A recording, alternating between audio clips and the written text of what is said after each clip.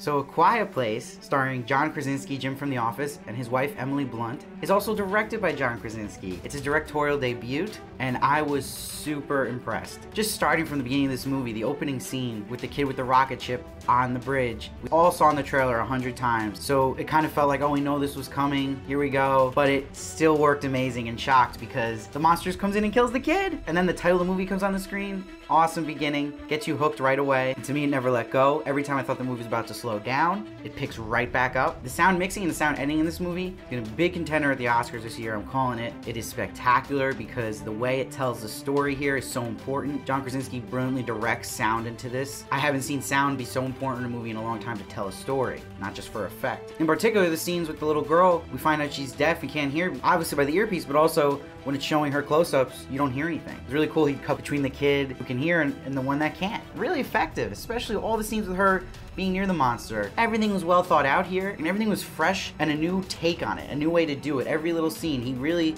thought out what can switch things up and not become cliche. And this was mostly a thriller to me. I was on the edge of my seat the whole time, but obviously it's also selling as a scary movie.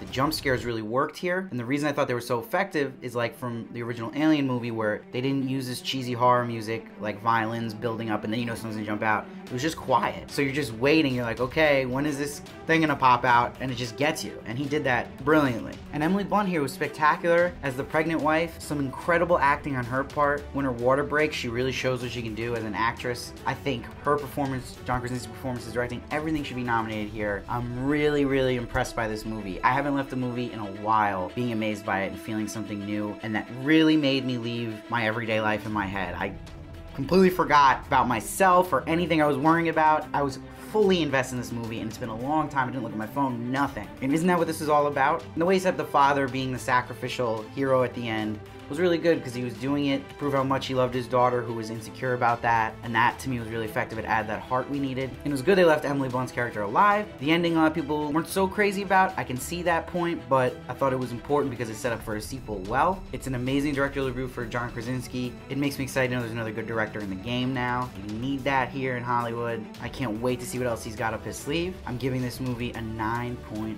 out of 10. I think this is a movie you should see in theaters because you need that loud sound to come kicking in from the quiet. However, if there's someone talking in your theater or eating really loud, maybe you should leave and go back to another showing. Use MoviePass so you don't waste money. Because I had a row of teenagers come in and they were talking the whole movie and it was really trying to ruin my experience. I had to ignore it. So make sure you see this in a theater with mature people. Please comment below what you thought of the movie. If you agree, disagree with me, I respond to everybody. I do a bunch of reviews on movies, TV shows. I do celebrity interviews as well. Please subscribe so you don't miss any of those and keep coming back.